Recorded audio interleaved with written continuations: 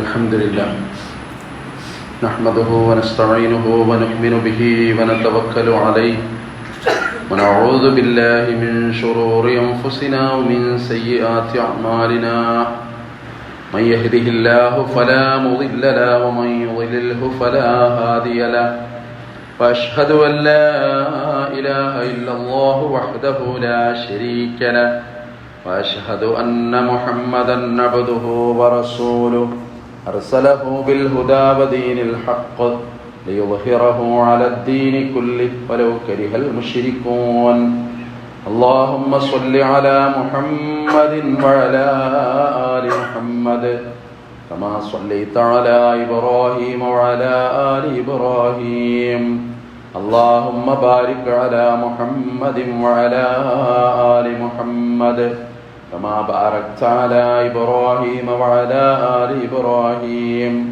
إنك حميد مجيد أما بعد فإن خير الحديث كتاب الله وخير الهدي هدي محمد صلى الله عليه وسلم وشر الأمور محدثاتها وكل محدثة بدعة وكل بدعة ضلالة أيها الإخوان والأخوات أوصيكم وإياي أولا بتقوى الله يا أيها الذين آمنوا اتقوا الله حق تقاته ولا تموتن إلا وأنتم مسلمون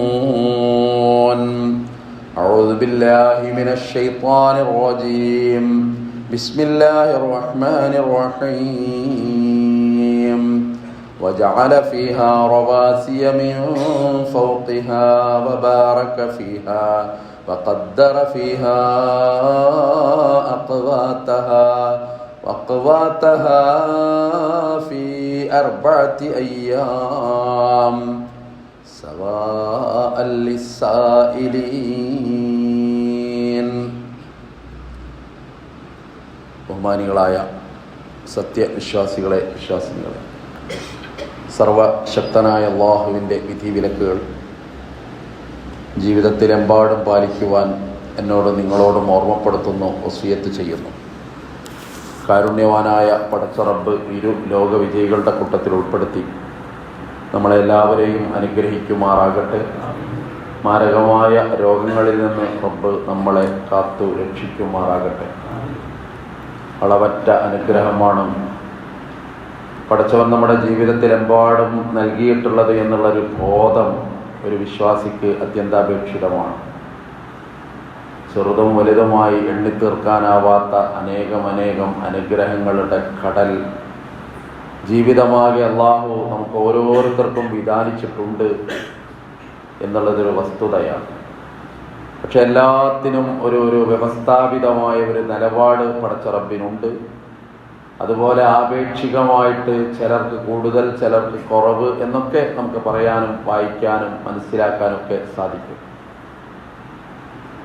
പലപ്പോഴും ആളുകൾ പറയുന്നത് കേൾക്കാറുണ്ട്, ഒന്നും ശരിയാകുന്നില്ല, കച്ചവടം നടത്തി ശരിയാകുന്നില്ല, വേറെ ഏർപ്പാടുകൾ നോക്കി അത് ശരിയാകുന്നില്ല, അങ്ങനെ ഒരു നിരാശയുടെ തലത്തിലേക്ക് പോകുന്ന അനേക ആളുകളെ നമുക്ക് പലപ്പോഴും ജീവിതത്തിൻ്റെ പല മേഖലകളിലും ചിലപ്പോൾ നമ്മൾ കണ്ടുമുട്ടിയിട്ടുണ്ടാകാം.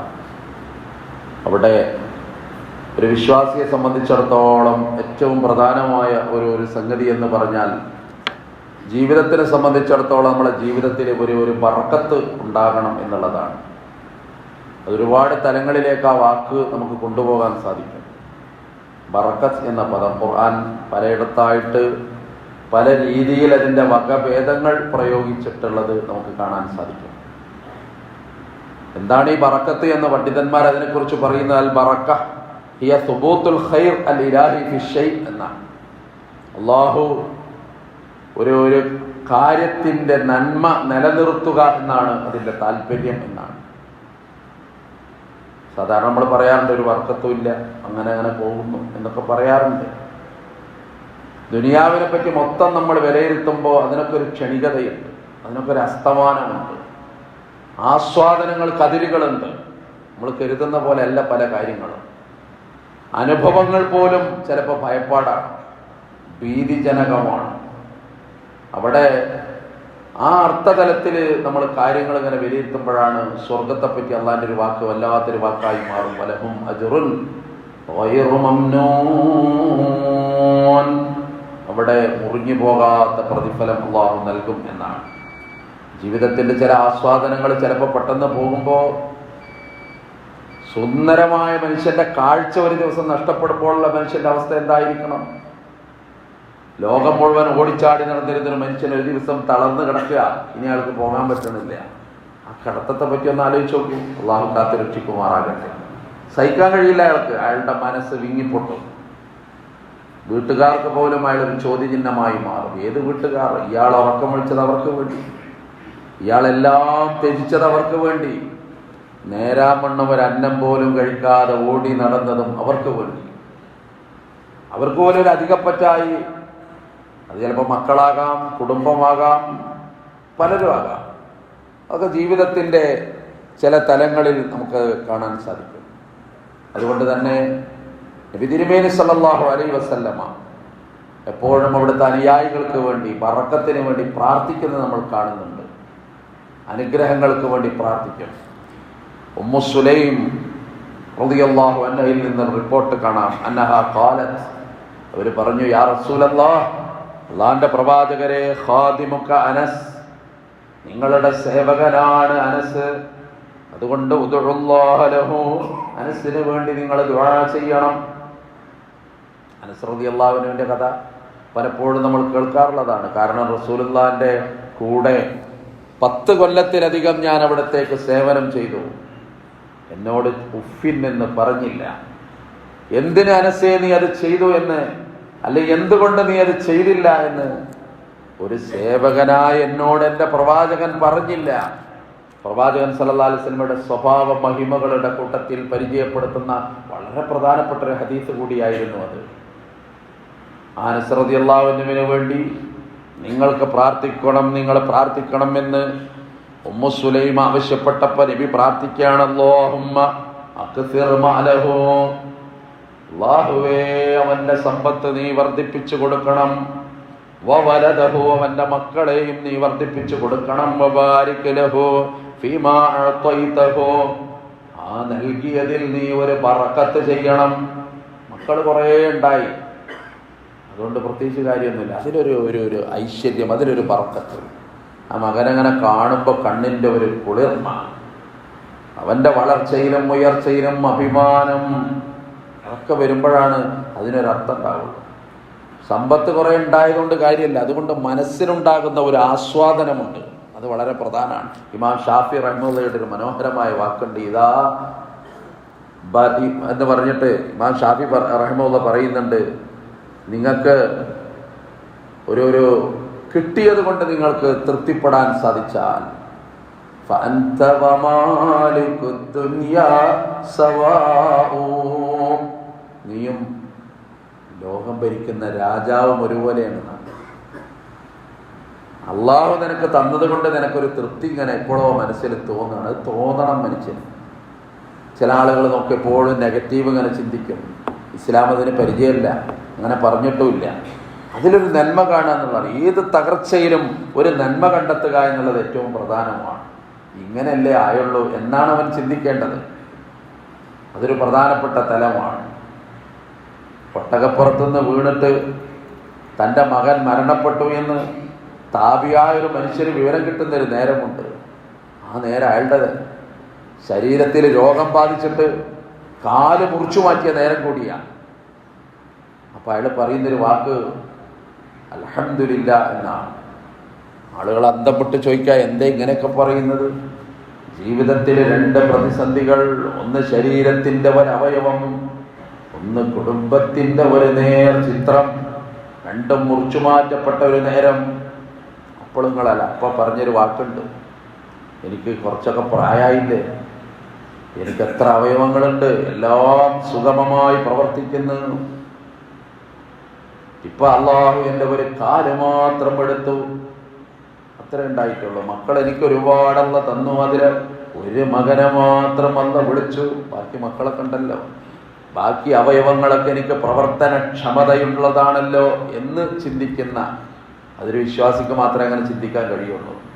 നമ്മളെ കുടുംബമൊക്കെ അങ്ങനെയല്ലേ, ചെറിയൊരു പ്രശ്നം അല്ലേ, ഭർത്താവ് പെരീക്കണ ചെല്ലുന്നതോടുകൂടി ആകെ അസ്തമിച്ചു, എല്ലാ പ്രതീക്ഷ, അതില്ല ഇതില്ല, മുളകില്ല, അല്ലെങ്കിൽ തെങ്ങ് വീണു, അല്ലെങ്കിൽ പട്ട, എന്തൊക്കെയോ പ്രശ്നങ്ങളുടെ ഒരു ഭാണ്ഡകൻ അഴിക്കപ്പെടുന്ന ഒരു രീതി പലപ്പോഴും നമ്മൾ കണ്ട് അന്തപ്പെടാറുണ്ട്.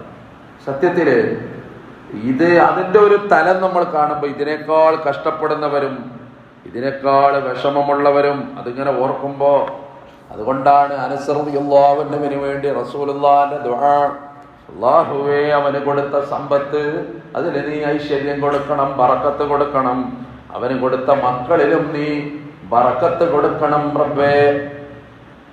ജീവിതത്തിൽ ഒരു ബറക്കത്ത് ആവശ്യമാണ് എന്ന് വരുന്നു. നൂഹ് നബി അലൈഹി ഇസ്ലാമിനെ അള്ളാഹ് രക്ഷപ്പെടുത്തുന്ന കഥ പറയുന്നുണ്ട്. വിശ്വാസികളല്ലാത്തവർ മുഴുവൻ മുങ്ങി നശിച്ചു. നൂഹും വിശ്വാസികളും കപ്പലിൽ അങ്ങനെ കടന്നുപോയി. ജൂദി പർവ്വതത്തിന്റെ ഭാഗത്ത് നൂഹിനെ അള്ളാഹ് ഇറക്കാൻ പോവുക. ആ നേരത്തെ ഖുർആനിൽ ഒരു ആയത്ത് വരുന്നുണ്ട്, ഖുൽ നൂഹേ നിങ്ങൾ പറയുക, റബ്ബി അൻസിൽനി മുൻസലം മുബാറകൻ, പടച്ചവനെ എന്നെ ഇറക്കുന്ന സ്ഥലം അനുഗ്രഹീതമായ സ്ഥലമാക്കണം എനിക്ക്, വഅൻത ഖൈറുൽ മുൻസിലീൻ, ഏറ്റവും നന്നായിട്ട് ഇത് കൈകാര്യം ചെയ്യാൻ കഴിയുന്നവൻ നീ മാത്രമാണ് എന്ന് പറയുന്നൊരു ഭാഗം. അതുകൊണ്ട് അനുഗ്രഹം അല്ലാഹു ഭൂമിയാകെ നിറച്ചു. ഖുർആൻ പറയുന്നുണ്ട്, വജഅല ഫീഹാ റവാസിയ മിൻ ഫൗഖിഹാ, ഭൂമിയുടെ മുകളിൽ അല്ലാഹു പർവ്വതങ്ങളെ നിശ്ചയിച്ചു. അത് ഭൂമി നിലനിൽക്കാനാണ്. ഫബാറക ഫീഹാ, എന്നിട്ട് അല്ലാഹു അതിൽ അനുഗ്രഹം ചെയ്തു, ബറക്കത്ത് ചെയ്തു. വഖദ്ദറ ഫീഹാ അഖ്വാതഹാ, ഭൂമിയിൽ അല്ലാഹു ആഹാരങ്ങളെ കണക്കാക്കി, അന്നം കണക്കാക്കി എന്നാണ്, റിസ്ക് കണക്കാക്കി എന്നാണ്. ഫി അർബഅത്തി അയ്യാം, 4 ഘട്ടങ്ങളിലായിട്ട്. യൗമ എന്ന് പറഞ്ഞ ദിവസം എന്നാണ് അർത്ഥം. ഇവിടെ വ്യാഖ്യാനിക്കുമ്പോൾ ഘട്ടം എന്നുള്ള രീതിയിലാണ് വ്യാഖ്യാതാക്കൾ അങ്ങനെ കടന്നു പോകുന്നത്. പിന്നെ അള്ളാഹുവിൻ്റെ ദിവസം എന്ന് പറയുമ്പോൾ അത് മനുഷ്യനുമായിട്ട് ബന്ധപ്പെടുമ്പോൾ എങ്ങനെ എന്നൊക്കെ ചർച്ചയുണ്ട്. 6 ദിവസങ്ങളിലായി ഭൂമി പടച്ചു, ആകാശഭൂമികൾ പടച്ചു എന്ന പ്രയോഗം ഉണ്ടല്ലോ ഖുർആനിൽ. ഫി സിത്തത്തി അയ്യാം, എന്താണ് ഇതിന്റെ വ്യാഖ്യാനം? അതിങ്ങനെ വ്യാഖ്യാതാക്കളുടെ ഭാവനകളിൽ അങ്ങനെ നീണ്ടുപോകുന്ന കുറെ കാര്യങ്ങളുണ്ട്. ഏതായാലും ഇതൊക്കെ അള്ളാഹ് സമ്മാനിച്ചിട്ട് സംവിധാനിച്ചിട്ട് സവാഅൽ ലിസ്സായിലീൻ, ഇതെല്ലാം അള്ളാഹു അന്വേഷിക്കുന്നവർക്ക് വേണ്ടി ത്വരപ്പെടുത്തി, ശരിപ്പെടുത്തി. അപ്പൊ എന്തന്വേഷിക്കണം? റിസ്ക് അന്വേഷിക്കണം. അതാണ് ആ പോയിന്റ്. വെറുതെങ്ങനെ ഇരുന്ന ആകാശം ഭൂമിയും, ആകാശം വെള്ളിയും സ്വർണവും വർഷിക്കില്ല. ഉമർ റളിയല്ലാഹുവിന്റെ വാക്കാ. പള്ളിയിൽ കുറെ ആൾക്കാർ ഇങ്ങനെ ഇരിക്കുക ഉമർ റളിയല്ലാഹുവിന്റെ കാലത്ത്. അവരിങ്ങനെ ദിക്റും സലാത്തും ദുആയൊക്കെയായിട്ട് ഇങ്ങനെ പോവുക. എന്താ ഇവിടെ ഇരിക്കണ്? പടച്ചോനോട് ഇങ്ങനെ പറയാ, മക്കള് പെരയിലുണ്ട്, കുടുംബമുണ്ട്, അവർക്ക് നോക്കാനോ, അതൊക്കെ അള്ളാഹ് തന്നോളും എന്ന് പറയാ. ഉമർ റളിയല്ലാഹു അൻഹു അന്നത്തെ അധികാരത്തിന്റെ വടിയെടുത്തിട്ട്, കയ്യിൽ കരുതിയ വടിയെടുത്തിട്ട് അവരെ പള്ളിയിൽ നിന്ന് ഇറക്കി വിട്ടു എന്നാണ് ആ ചരിത്രം പറയുന്നത്. എന്നിട്ട് അവരോട് പറഞ്ഞു, ആ പണി വേണ്ടട്ടോ, ആകാശം വെള്ളി വർഷിക്കൂല, ആകാശം സ്വർണം വർഷിക്കുകയില്ല. അപ്പൊ അതാണ് ആ പറഞ്ഞതിന്റെ അർത്ഥം, താല്പര്യത്തോടെ. അതുകൊണ്ട് റസൂൽ സല്ലല്ലാഹു അലൈഹി വസല്ലം ജീവിതത്തിൽ ബറക്കത്തുണ്ടാവുക എന്ന് പറയാം. നബിയുടെ ഒരു പ്രാർത്ഥനയിൽ കാണാമല്ലോ, ദമ്പതികൾക്ക് വേണ്ടി പ്രവാചകൻ നടത്തുന്ന ഒരു പ്രാർത്ഥന. ഇദാ റഫഅൽ ഇൻസാൻ ഇദാ തസവ്വജ ഖാല ബാറക്കല്ലാഹു ലക വബാറക അലൈക വജമഅ ബൈനകുമാ ഫീ ഖൈർ. അല്ലാഹു നിനക്ക് അനുഗ്രഹം ചെയ്യട്ടെ, നിന്റെ ഇണയിലും നിനക്ക് അനുഗ്രഹം ചെയ്യട്ടെ, നിങ്ങളെ രണ്ടുപേരെയും അല്ലാഹു നന്മയിൽ ഒരുമിച്ച് കൂട്ടട്ടെ, ഖൈറിൽ ഒരുമിച്ച് കൂട്ടട്ടെ. നബി സല്ലല്ലാഹു അലൈഹി വസല്ലം പ്രാർത്ഥനയാണ്. ഇതിന്റെ തുടക്കം ബാറക്ക എന്ന് പറയുന്നതാണ്. ഭക്ഷണം കഴിക്കുമ്പോൾ ഇങ്ങനെ പ്രാർത്ഥന പറയാൻ പഠിപ്പിച്ചില്ലേ? അല്ലാഹു നിനക്ക് ഭക്ഷണം തന്നാൽ, മൻ അത്അമഹു അല്ലാഹു തആം ഫൽയഖുൽ അല്ലാഹുമ്മ ബാരിക് ലനാ ഫീ, പടച്ചവനെ ഇതിൽ നീ അനുഗ്രഹം ചൊരിയണം, ബറക്കത്ത് ചൊരിയണം. വഅത്അംനാ ഖൈറൻ മിൻഹു, ഇതിനേക്കാൾ നല്ല ഭക്ഷണം നീ തരണം റബ്ബേ. അപ്പോൾ അങ്ങനെയാണ് ദുആ. പ്രതീക്ഷകളാണ് മനുഷ്യൻ എപ്പോഴും വേണ്ടത്. അതേ ജീവിതത്തിൻ്റെ ഒരു സംഗതി വിജയിപ്പിച്ചെടുക്കാൻ കഴിയുള്ളൂ. ഇനിയിപ്പോൾ അതൊക്കെ മതി, ഇനി ഞാൻ നിർത്തുകയാണ്, ഇനിൻ്റെ പീടി അടക്കുകയാണ്, ഇനി ഞാൻ പെരി കുത്തിരിക്കുകയാണ്, മക്കളൊക്കെ എന്നോട് അങ്ങനെ പറയുന്നത്, അതിനൊന്നും ഒരു വാപ്പി നിന്നു കൊടുക്കരുത്. അയാൾ രോഗിയായി മാറും. അയാൾ ചെയ്യുന്ന കുറേ ഏർപ്പാടുകൾ അതങ്ങനെ തുടർന്ന് പോകട്ടെ. മനസ്സിനൊരു ബലം കിട്ടുമ്പോൾ അയാൾക്ക് വാർദ്ധക്യം എന്ന് പറയുന്നൊരു ചോദ്യചിഹ്നമുണ്ടല്ലോ, ഒരുപാട് പരീക്ഷണങ്ങളുടെ ചോദ്യം അയാൾക്ക് പിടിച്ചു നിൽക്കാൻ പറ്റും. അതുകൊണ്ടാണ് ആ ദുആയിൽ അങ്ങനെ കാണുന്നത്,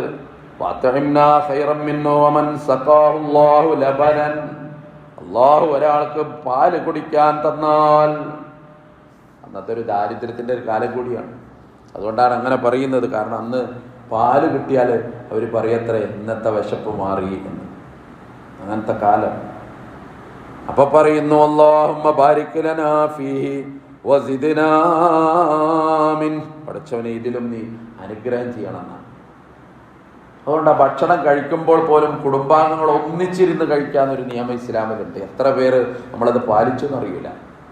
അത് നിങ്ങളെ ജീവിതത്തിന് ഐശ്വര്യം ഉണ്ടാക്കുന്ന റസൂൽ സല്ലല്ലാഹു അലൈഹി വസല്ലം പറയുന്നത്. അങ്ങനെ ഒന്ന് നോക്കിയാൽ എങ്ങനെ ഉണ്ടാകും? കുലു ജമീഅൻ, നിങ്ങൾ ഒന്നിച്ച് ഭക്ഷണം കഴിക്കുക, എല്ലാവരും ഒന്നിച്ച് ഭക്ഷണം കഴിക്കുക. ഒരു കുടുംബത്തിൽ മക്കളും ഭാര്യയും ഒക്കെ ഒന്നിച്ച് ഭക്ഷണം കഴിക്കുമ്പോൾ ഫഇന്നൽ ജമാഅത ബറകത്തുൻ, നിങ്ങൾ ഒന്നിച്ച് ഭക്ഷണം കഴിക്കുക. വലാ തഫറഖു, നിങ്ങൾ ഫിർഖത്ത് നടത്തരുത്, വേറെ വേറെ കഴിക്കരുത്. ഫഇന്നൽ ജമാഅത ബറകത്തുൻ, ഒന്നിച്ചു ഭക്ഷണം കഴിക്കുന്നതിൽ അല്ലാഹു അനുഗ്രഹം ചൊരിയുന്നു, അതിലൊരു ബറക്കത്തുണ്ട്. അങ്ങനെ ഒരു ശീലം വിശ്വാസികളുടെ കുടുംബത്തിൽ വേണമെന്നാണ്. കാരണം കുറേ സംസാരിക്കാൻ കഴിയും. അത് അങ്ങോട്ടും ഇങ്ങോട്ടൊന്നും പറയുന്നില്ലല്ലോ പുതിയ കാലത്ത്, അവർക്കും പറയാൻ നേരല്ല. സമയമില്ലാത്ത ലോകത്ത്, സമയമില്ല എന്ന് പറയാൻ പോലും സമയമില്ലാത്തൊരു കാലത്തേക്ക് നമ്മൾ പോയി തുടങ്ങിയിട്ടുണ്ട്. ഒന്ന് മിണ്ടിക്കിട്ടിയിരുന്നെങ്കിൽ എന്ന് കൊതിക്കുന്ന ദമ്പതിമാർ എത്ര, ബാപ്പ എന്നോട് കുറച്ചു നേരം ഒന്ന് സംസാരിച്ചിരുന്നെങ്കിൽ എന്ന് കൊതിക്കുന്ന മക്കളെത്ര, മക്കളൊരു വർത്തമാനം അന്വേഷിച്ചിരുന്നെങ്കിൽ എന്ന് കൊതിക്കുന്ന പാവങ്ങളായ മാതാപിതാക്കൾ എത്ര, ഒക്കെ ലോകത്തിൻ്റെ ഒരു ഭാഗമാണ്. അവിടെയാണ് ഈ ദീനിൻ്റെ മനോഹരമായ അധ്യാപനം. അതുകൊണ്ട് ബറക്കത്ത് പ്രധാനമാണ്. നിങ്ങളെ യാത്രകൾ പോലും നിങ്ങളെ പ്രഭാതത്തിലാക്കുക. അള്ളാഹു ആ യാത്രക്ക് ബറക്കത്ത് ചെയ്യുന്നു. റസൂലുള്ളാഹി പറയാണ്, അല്ലാഹുമ്മ ബാരിക് ലി ഉമ്മത്തി ഫീ ബുകൂരിഹാ, പ്രഭാതത്തിൽ യാത്ര പോകുന്നവന്റെ ആ യാത്രക്ക് അല്ലാഹു അനുഗ്രഹം ചൊരിഞ്ഞു കൊടുക്കട്ടെ എൻ്റെ സമുദായത്തിന്. അതൊരു ഒട്ടക സംഘം പോകുമ്പോഴോ അല്ലെങ്കിൽ ഒരു സൈന്യം പോകുമ്പോഴോ, സഹാബിമാര് പറയാണ്, ഞങ്ങളുടെ യാത്രാസംഘം പോകുമ്പോൾ അത് കച്ചവട സംഘമാകട്ടെ അല്ലെങ്കിൽ സൈന്യമാകട്ടെ, ഞങ്ങൾ പ്രഭാതത്തിൽ പുറപ്പെടും. അതിലൊരു ബർക്കത്തുണ്ട്. വളരെ നേരത്തെ പ്രകൃതി പഠിപ്പിച്ചൊരു തത്വം അതാണ്. പക്ഷികൾ അന്നം തേടി പോണൊരു നേരമുണ്ട്, അത് വളരെ പ്രഭാതത്തിലാണ്. സുബഹി വാങ്ങി മുഴങ്ങുന്നേ ഉള്ളൂ, അപ്പോഴേക്ക് അവർ പുറപ്പെട്ടു. ചിറകടിച്ച് കൂടുകളിൽ നിന്ന് അവര് പോകുന്നത് ശൂന്യമായ വയറുമായി. പക്ഷേ മഗ്‌രിബിന്റെ നേരം മാനത്തേക്ക് നോക്കുമ്പോ അത്ഭുതം പോലെ സംഘം സംഘമായി അവലം യറൗ ഇല സിലത്വൈരി ഫൗഖഹുന്ന സ്വാഫാത്ത്, അണിയണിയായിട്ട് ആ പക്ഷികൾ ഇങ്ങനെ തിരിച്ചവരുടെ കൂടകങ്ങളിലേക്ക്, അവരുടെ വീടകങ്ങളിലേക്ക് തിരിച്ചു പോരുന്നുണ്ട്. അപ്പോഴും അതിനെപ്പറ്റി റസൂലുള്ളാഹി വയറ് നിറച്ചിട്ടാണ് ഈ വരവ്. പോയപ്പോ വയറ് ശൂന്യമാണ്. ലൗ അന്നക്കും ഹഖ്ഖ തവക്കൽതും, നിങ്ങൾ അല്ലാഹുവിനോട് തവക്കുൽ ചെയ്യേണ്ട പോലെ തവക്കുൽ ചെയ്താൽ ഈ പക്ഷികൾക്ക് അല്ലാഹ് അന്നം കൊടുക്കുന്ന പോലെ നിങ്ങൾക്ക് അല്ലാഹു അന്നം തരുന്നതാണ്. അതാണ് ഹദീസ്. അതിന്റെ അർത്ഥം എന്താ? അതേപോലെ മെനക്കെടണം എന്നാണ് അർത്ഥം. അല്ലാതെ ഞാൻ അങ്ങനെ തവക്കുലാക്കിയിരിക്കുകയാണ്, ഇനിയിപ്പോൾ വലിയ കുഴപ്പമൊന്നുമില്ല, അങ്ങനെ ഒരു വിശ്വാസമൊന്നും അള്ളാഹു റസൂലും പഠിപ്പിക്കൂല, പഠിപ്പിച്ചിട്ടുമില്ല. അതിന് വെറുതെ മതത്തിൻ്റെ പേരിൽ ചേർത്തണ്ട. വിധിയാണ്, അതുകൊണ്ട് ഞാൻ അങ്ങനെ ഇരിക്കുകയാണ്, അങ്ങനെയൊന്നുമില്ല. അങ്ങനെ ഒരു വിധി ഇല്ല. അത് നമ്മളായിട്ട് ഉണ്ടാക്കുന്ന ചില വിധികളാണ്. അലസതയിൽ നിന്ന് തന്നെ കാക്കണേന്ന് റസൂൽ സല്ലല്ലാഹു അലൈഹി വസല്ലമയുടെ പ്രാർത്ഥനകളിൽ ഒരുപാട് നമ്മൾ കാണുന്നുണ്ട്. അതുകൊണ്ട് ഞാൻ പറഞ്ഞു വന്നത്, അള്ളാഹു ബറക്കത്ത് ചെയ്യുന്ന സത്യസന്ധനായൊരു കച്ചവടക്കാരന് അള്ളാഹു ബറക്കത്ത് ചെയ്യുന്നു. റസൂലുള്ളാഹി പറയാ, ഒരുപാട് ഹദീസുകൾ കാണാം. പൂഴ്ത്തി വെച്ച് കച്ചവടം ചെയ്യരുത് എന്ന് പഠിപ്പിച്ചു. എന്നിട്ട് അയാളോട് പറഞ്ഞു, നിനക്ക് ബർക്കത്ത് കിട്ടണോ, നീ പറഞ്ഞ് കച്ചവടം ചെയ്യാം. നനവുള്ള ഗോതമ്പ് അടിയിലാക്കിയിട്ട് നനവില്ലാത്ത നല്ല ഗോതമ്പ് മേലെ വിരിച്ചിട്ട് ആളുകളെ പറ്റിക്കുന്ന ഒരു കച്ചവടക്കാരനെ കണ്ട പ്രവാചകൻ അതിൽ വിരലിങ്ങനെ ഇട്ട് നോക്കിയപ്പോൾ അടിയിൽ നനഞ്ഞിട്ടുണ്ട്. റസൂലുള്ള പറഞ്ഞു, ഇങ്ങനെ ചെയ്യാൻ പാടില്ല. ആ നനഞ്ഞത് നീ മുകളിലിട്ടോ, അയാൾ അത് പറ്റുന്ന ആള് വാങ്ങിക്കൊള്ളട്ടെ. അയാളോട് പറയണം, ഇന്ന ന്യൂനത ഇതിനുണ്ട്, അതിലൊരു ബറക്കത്ത് അല്ലാഹു നിനക്ക് പ്രദാനം ചെയ്യുമെന്ന് തന്റെ പ്രിയങ്കരനായ ആ അനുയായിയോട് റസൂലുള്ളാഹി സ്വല്ലല്ലാഹു അലൈഹി വസല്ലം. അതുകൊണ്ടാണ് അബ്ദുറഹ്മാൻ ഇബ്നു ഔഫിനെ പറ്റി നബി പറയും, അബ്ദുറഹ്മാൻ എത്ര സത്യസന്ധനാണ്. മദീനയിൽ വന്നപ്പോ അഭയാർത്ഥിയാണ് അബ്ദുറഹ്മാൻ. ദാരിദ്ര്യം കൊണ്ട് ജീവിതത്തിന്റെ രണ്ടറ്റം കൂട്ടിമുട്ടിക്കാനാവാതെ കഷ്ടപ്പെടുന്ന ഒരു മനുഷ്യനാണ് എന്ന് അബ്ദുറഹ്മാൻ. പക്ഷേ സമ്പൽ സമൃദ്ധി കൊണ്ട് അബ്ദുറഹ്മാനെ അല്ലാഹു അങ്ങ് ഉയർത്തി. അതീവ സമ്പന്നരുടെ കൂട്ടത്തിലേക്ക് അദ്ദേഹം മാറി. ഒരിക്കൽ റസൂലുള്ള പറഞ്ഞു, അബ്ദുറഹ്മാൻ, നിങ്ങൾ സ്വർഗത്ത് കടക്കുമ്പോ വളരെ വൈകിയിട്ടാണ് നിങ്ങൾ സ്വർഗത്തിൽ വരുന്നത്, നിരങ്ങിയിട്ടാണ് നിങ്ങൾ സ്വർഗത്തിൽ വരുന്നത്. അതറിഞ്ഞ അബ്ദുറഹ്മാൻ നബിയോട് ചോദിച്ചു, എന്തേ നബി അങ്ങനെ പറഞ്ഞത്? അപ്പൊ പറഞ്ഞു, അബ്ദുറഹ്മാൻ, അല്ലാഹു നിങ്ങൾക്ക് ദുനിയാവിൽ എത്ര സമ്പത്ത് നൽകി അബ്ദുറഹ്മാൻ, അതിന്റെ കാരണം നിങ്ങൾ സ്വർഗത്തിൽ കടക്കുന്നു. പക്ഷേ എല്ലാവരും അവിടെ എത്തിയിട്ട് പിന്നെ നിരങ്ങിയിട്ട് നിങ്ങൾ അവിടെ എത്തുന്നു. അത് കേൾക്കുമ്പോഴേക്ക് അബ്ദുറഹ്മാൻ ഒരു തീരുമാനം, പോത്തില്ല നബിയെ, എനിക്കും എല്ലാവരുടെയും കൂടെ പോകണം, എനിക്കും ധൃതിയിൽ സ്വർഗത്തിൽ പോകണം. അപ്പോൾ അബ്ദുറഹ്മാനെ പിന്നെ നമ്മൾ കാണുന്നു, മദീനയുടെ അങ്ങാടിയിൽ ഒരു മനുഷ്യൻ അന്ന് കിട്ടിയ ലാഭം മുഴുവൻ ആളുകൾക്ക് ദാനധർമ്മം ചെയ്യുന്ന ആളുകൾ എത്ര കടന്നുപോയാലും കാലങ്ങൾ എത്ര കടന്നുപോയാലും അബ്ദുറഹ്മാൻ ഇബ്നു ഔഫിന് ചരിത്രം മറക്കൂല. നബിയുടെ ജീവിതത്തിലൊക്കെ അബ്ദുറഹ്മാന്റെ അടയാളം കാണുന്നുണ്ട്. ശരീരത്തില് ഒരടയാളം കണ്ടു. ഒരു ദിവസം അബ്ദുറഹ്മാന്റെ, അതന്ന് അറബികൾ പുരട്ടുന്ന പ്രത്യേകമായ സുഗന്ധമാണ്. അന്നത്തെ കാലത്ത് വിവാഹം ചെയ്ത ആളുകൾ പുരട്ടാറുള്ള സുഗന്ധമാണ്. അതിങ്ങനെ പുരട്ടി അബ്ദുറഹ്മാനെ കണ്ടപ്പോ പ്രവാചകൻ ചോദിച്ചു, എന്തേ അബ്ദുറഹ്മാൻ, നീ വിവാഹിതനാണോ? അതെ. അപ്പൊ പറഞ്ഞു, വലീമത്ത് കൊടുക്ക അബ്ദുറഹ്മാൻ, ഒരാടെങ്കിലും കൊടുക്ക്, ഒരാടിനെങ്കിലും മറുത്ത് നീ ആളുകൾക്ക് അന്നം കൊടുക്ക അബ്ദുറഹ്മാൻ. ഇതിലൊരുപാട് പാടുണ്ട് കേട്ടോ. നബി തെറ്റിയില്ല അതിന്റെ പേരിൽ അബ്ദുറഹ്മാനോട്. നമ്മളെ നാട്ടില് ആ ദീനൊന്നും ആലോചിച്ചു, കല്യാണക്കാരൻ പറഞ്ഞില്ലേ പിന്നെ നമ്മളെ തെറ്റി. അബ്ദുറഹ്മാൻ ഇവിടെ കൂടുള്ള ആളാ. വിവാഹം ചെയ്തിട്ട് പിന്നീട് നബി അറിയുന്നത്, അത് എന്റെ വിവാഹം കഴിഞ്ഞു നബിയെ. അപ്പൊ നബി പറയാണ്, ഒരാടിനറുത്തെങ്കിലും. അബ്ദുറഹ്മാൻ ഇവിടെ ജീവിതത്തിൽ എപ്പോഴും കാണുന്നുണ്ട്, ഒരുപാട് രംഗങ്ങളിൽ കാണുന്നുണ്ട്, ദീർഘമാണ്, ഓരോ മേഖലകളിൽ കാണുന്നുണ്ട്. നബിയുടെ മകൻ മരിച്ചിട്ട് കയ്യിൽ കടന്ന് പടയുന്ന ഒരു നേരത്ത്, പ്രവാചകന്റെ കണ്ണിന്ന് കണ്ണീര് വീണ ഒരു നേരത്ത്,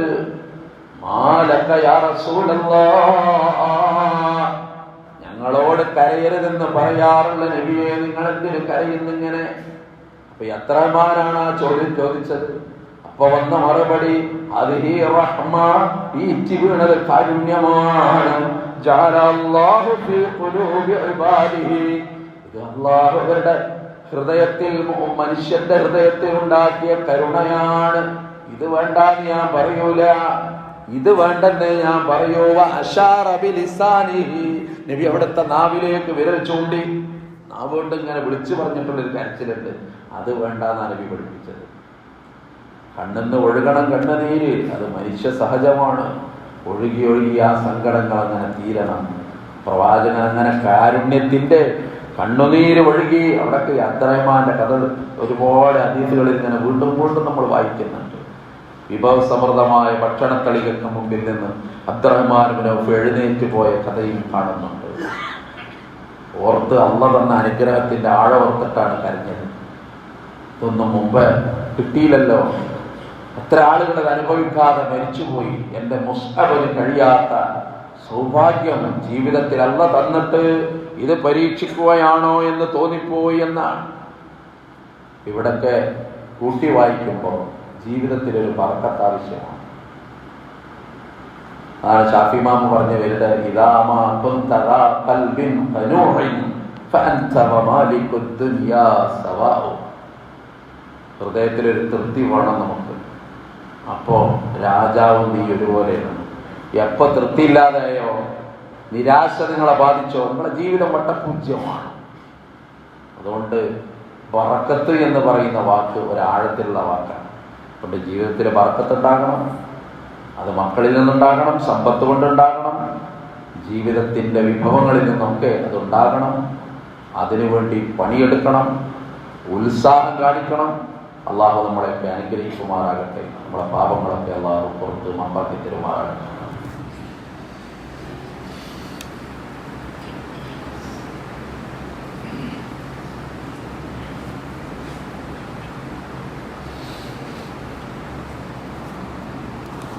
അൽഹംദുലില്ലാഹി റബ്ബിൽ ആലമീൻ വസ്സലാത്തു വസ്സലാമു അലാ അഷ്റഫിൽ മുർസലീന വഅലാ ആലിഹി വസ്സഹ്ബിഹി അജ്മഈൻ. ഇത്തഖുല്ലാഹ് ഇബാദല്ലാഹ്. സാനിയൻ ബിത്തഖ്വല്ലാഹ്. ബഹുമാന്യ സഹോദരി സഹോദരന്മാരെ, ഒരിക്കൽ കൂടി തഖ്വ കൊണ്ട് വസിയത്ത് ചെയ്യുന്നു.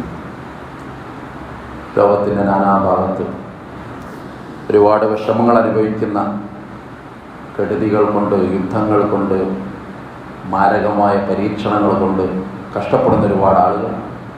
അല്ലാഹു സുബ്ഹാനഹു വ തആല അവരുടെ പ്രയാസങ്ങൾ ദൂരീകരിച്ചു കൊടുത്ത് അനുഗ്രഹിക്കുമാറാകട്ടെ. നമ്മുടെ ജീവിതത്തിൻ്റെ വിഷമങ്ങൾ, പ്രയാസങ്ങൾ ഒക്കെ അല്ലാഹു ദൂരീകരിച്ചു തന്ന് നമ്മളെ അനുഗ്രഹിക്കുമാറാകട്ടെ. കുടുംബ ജീവിതത്തിൽ ഖുർആൻ പറയുന്ന സ്വസ്ഥത, അതിൻ്റെ ഖുർറത്തു അഈൻ, അത് അല്ലാഹു പ്രദാനം ചെയ്ത് നമ്മളെ അനുഗ്രഹിക്കുമാറാകട്ടെ. നമ്മളെ മക്കളെ നല്ല മക്കളാക്കി തന്ന്, അവർക്ക് ദീനും ദുനിയാവുമുള്ള മക്കളാക്കി തന്ന്, അവരുടെ ഉയർച്ച വളർച്ച കാണുമ്പോൾ നമ്മുടെ കൺകുളിർമ കൊണ്ട് അള്ളാഹു നമ്മളെയൊക്കെ അനുഗ്രഹിക്കുമാറാകട്ടെ. ഹറാമുകളിൽ നിന്ന് അള്ളാഹു നമ്മളെ കാത്തുരക്ഷിക്കുമാറാകട്ടെ. അങ്ങനെയുള്ള അവസരങ്ങളിൽ നിന്ന് വിട്ടുനിൽക്കാനുള്ള ഈമാൻ പടച്ചവൻ നമുക്ക് പ്രദാനം ചെയ്ത് നമ്മളെ അനുഗ്രഹിക്കുമാറാകട്ടെ.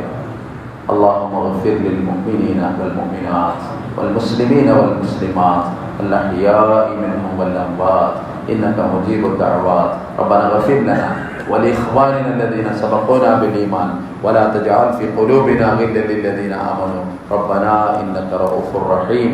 اللهم أعز الإسلام والمسلمين وأذل الشرك والمشركين. اللهم أجرنا من النار، اللهم أجرنا من النار، اللهم أجرنا من النار.